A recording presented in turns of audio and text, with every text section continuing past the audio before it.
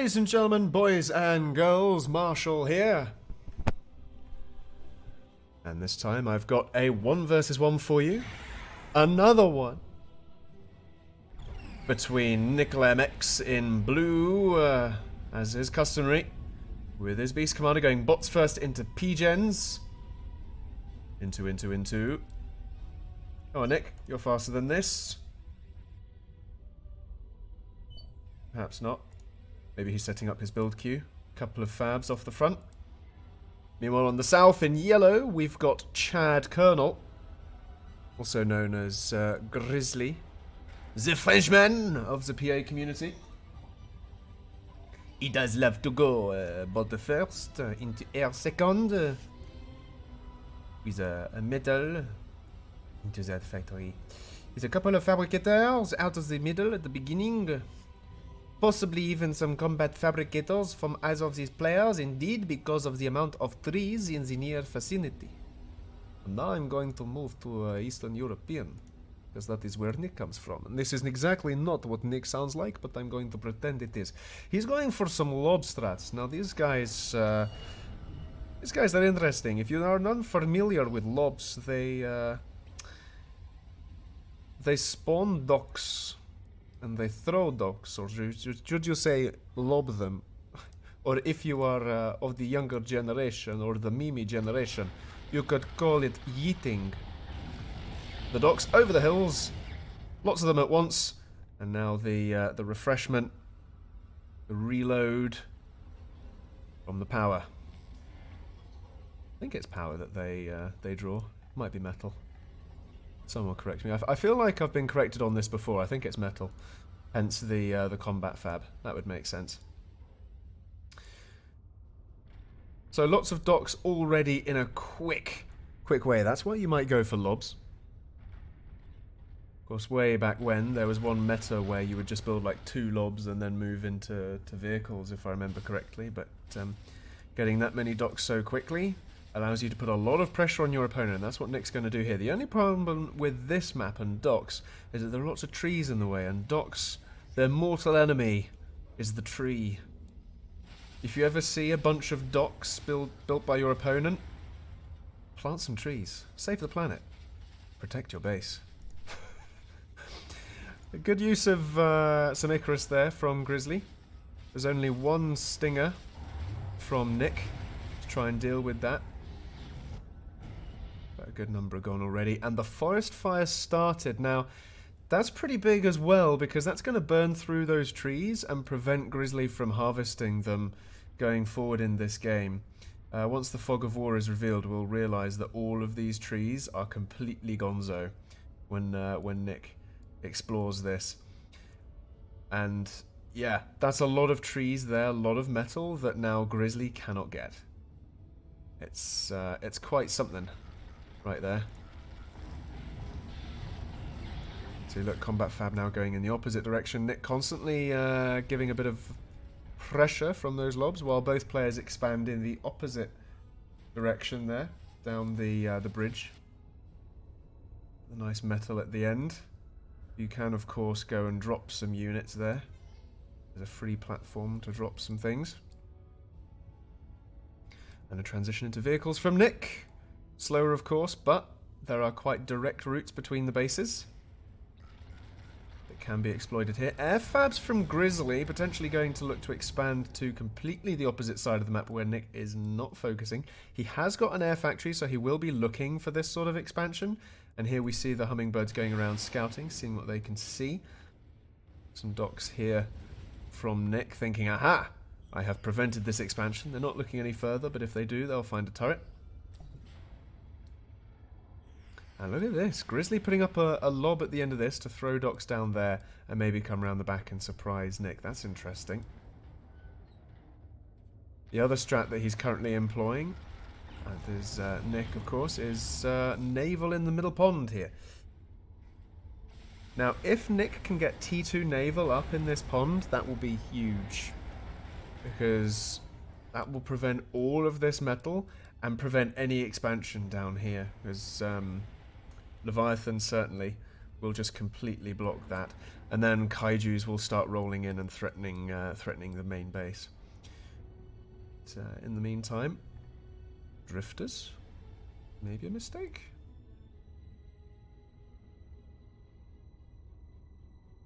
We'll have to see. Here we go. Gryzzly now getting the docks numbers up.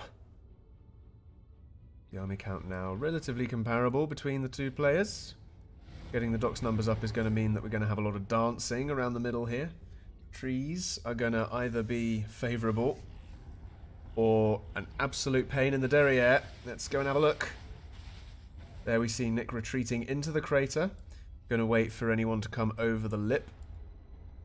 Gryzzly saying, I'm not going to follow you into the crater. Go away, I'm just going to wander around. Why would I follow you into that crater?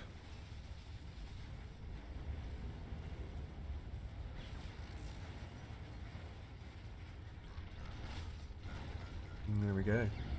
Some tanks coming out now, and they will completely lock down that choke point there. Nothing to see here, says Nik. Naval coming up on the other side. Expansion's comparable. Nik has a bit more there.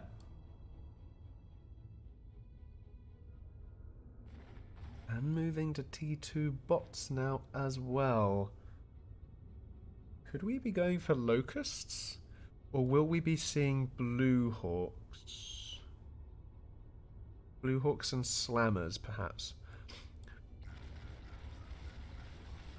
Then again, I don't think we'll need blue hawks just yet because we don't see any T2 vehicles, and I was only thinking of blue hawks being able to shoot over the rocks here and threaten things. But instead, we could probably just get some sniper bots and fire that way.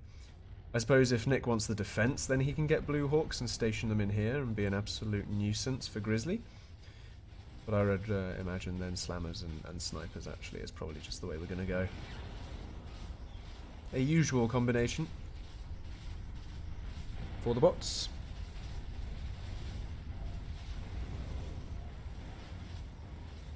Distinct lack of micro there from Gryzzly. Did manage to take out a couple of mechs.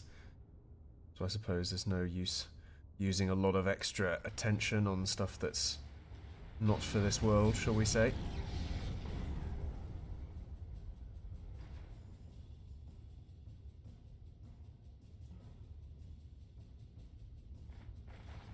Force Nik to respond to some of these docks groups as the lobs make their plays.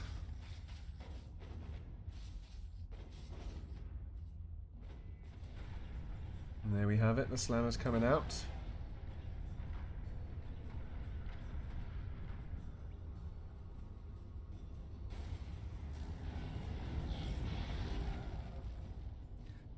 T2 for Gryzzly, not yet complete. Has got a slightly larger army count, but don't forget that a lot of that is not in the air. So Nik has a lot more interceptors that are doing nothing other than scouting. So I would argue that the army counts are pretty darn neck and neck.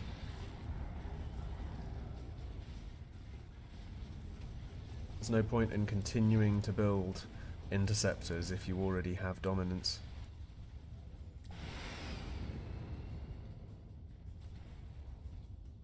And again, that being said, both players are operating out of... oh no, Gryzzly operating out of 2 air factories. To Nik's 1. Oh, no, there's the second one up the back there, so... Comparable air factory counts. Flying them over narwhals is never a good idea. It's that icon. If you are returning to PA after a while away, we've had a balance patch where narwhals have a capability change. They now have torps as well, so we've got a new icon for them. In comes Nik now with the T2. Could this be the ender? We've got 4 slammers, 5 in there, and not a lot of defensive army here. Commander being forced into position. We're going to have to get a good Uber cannon here from Gryzzly. Gets a slammer. Nice hit. Going to have to pop up some panic walls. But Nik's force is like, you know what? I can't kill the commander with this. I'm just going to run around and wreck the base. But now we've got sniper bots on the front lines. Not ideal. Want to get some fodder in front of those. But there we go. Nik's force is now gonzo. going the other way, taking out a couple of expansions. But Gryzzly now has to rebuild. He's lost 3 mechs, 2 factories, a couple of P-gens. Got to rebuild that quickly, although Nik is the one with the economy trouble. Oh, look at that. Gryzzly got in the back. And there's Einstinger. That's completely managed to get a win on a Bumblebee from that Air Force. Nik can't chase this, and he hasn't got any static defense. The only thing he's got is a lob. Ah, he did manage to retarget that. Okay. I was going to say, if he didn't retarget that from it being over there, then that would have been a pretty big flop. If Gryzzly can take out this air factory, that's going to be a big win. That will equalise the air factory counts again. Oh, into the Inferno. Oh, that's gorgeous for Gryzzly. Just had a bunch of docks land on an Inferno. Never want to be a docks landing on a fire pit. Not ideal, however you slice that. Nik does have the naval advantage in most places. There's the T2 coming up in the side pond there. That is going to be the deciding factor. Can Gryzzly see it? Can he react to it? Can he kill Nik ahead of time? Let's have a look at what Gryzzly can see. He sees that naval exists in this pond. He doesn't know that T2 is in this one. He sees that naval exists, however. He is unaware of T2. Has no equator control here. Sees a T2 bot army. Sees only a couple of bumblebees there. Falls back. Oh, sniper bot picks off a sniper. Bit of mutually assured snipage. Here you see the importance of the ponds. Power projected. Pelter being built there. That's going to lock down any movement through that central bit. Gryzzly being patient. Can he get something up in the rear here? It's going to be the question. Gryzzly's still way ahead in the eco. Where is he getting that from? Is it Trico elsewhere? Let's have a look. He's got expansions around the back here. And going up again. Where is he getting all that extra? He's expanding on Nik's side of the map, up the little side terrace there.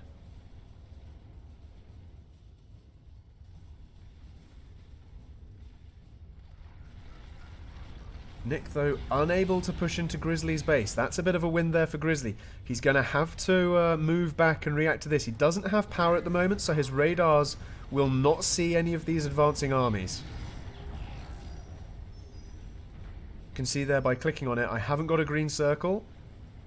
That's because Gryzzly does not have the power to support it. There we go. Power's back, green circle's there. He sees all of this stuff happening. We've got mines coming up from Nik as a countermeasure for any potential pushes out. Itty-bitty air trades. Will we see the T2 naval here from Gryzzly? It's going to be big if he sees it. He can't really approach it with his bumblebees because there's so many narwhals guarding it. Could this army kill a commander? We've got a potential one pushing in from Nik's side there. We've got Gryzzly coming in up the east approach, though. T2 naval still not really a risk factor. It's only got a couple of fabs on it. And Nik is sinking a lot of his economy, actually, into trying to get that up. While Gryzzly is just focusing on the front lines here. Rather than sinking. Ah, does he have enough to defend this? He's got 4 spinners in there. Bumblebees suiciding to try and survive. Snipers all gone. Brilliant bombing run there. And, oh wow, a catapult takes out the last slammer. That attacking force is gone. Nik's commander comes out to deal with Gryzzly. On the front lines there, we've got sniper bots up the back. And that's Nik's commander, Gonzo. What was he doing there? What was he doing there?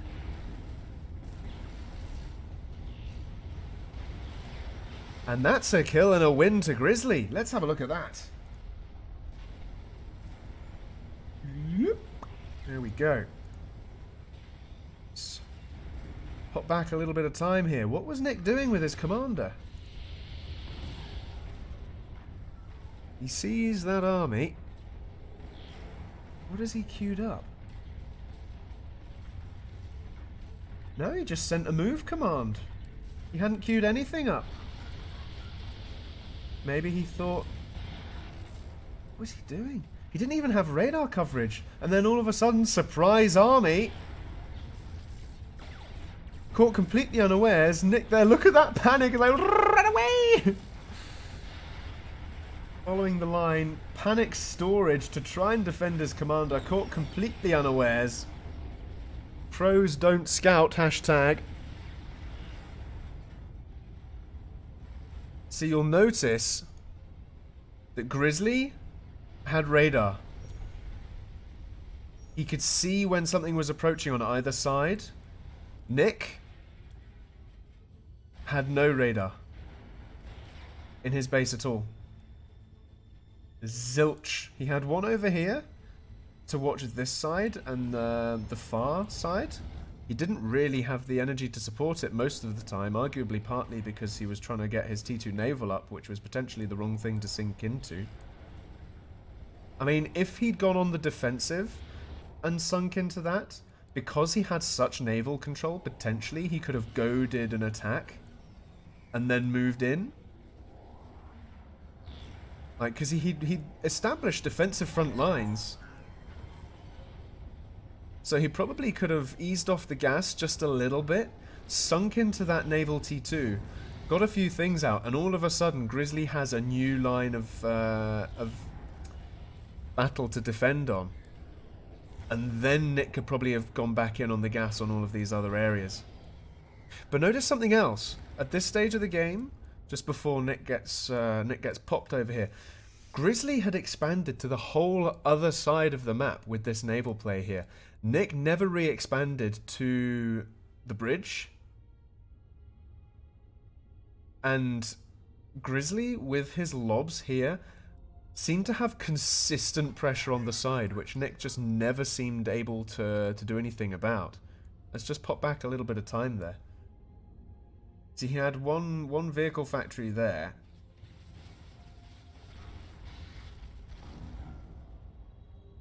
Like, he expanded, he got side run picked off. Couple of fabs picked off, another lob run picked off. He never got to expand on this side because of this consistent lob from Gryzzly. And that also not only prevented Nik from expanding here, but it meant that Nik was unable to really contest this whole expansion here. And that kept Gryzzly's economy alive, because look at this front side here. Gryzzly could not get out of the front door. He just could not until he had a big army. He was completely, you know, inside here. With Nik just on the offensive. The only expansions Gryzzly had were on the other side. But that was that. Ladies and gentlemen, boys and girls, do let me know in the comments what you thought of this. Do please drop a like and comment and all of that YouTubey stuff for the algorithms. Really helps me out. Got another cast coming to you. I believe it's a slightly lower level game, so I'll have to see what that one is. It's been recommended to me, so stick around for that. Anyway, I've been Marshall, folks. Have a good one.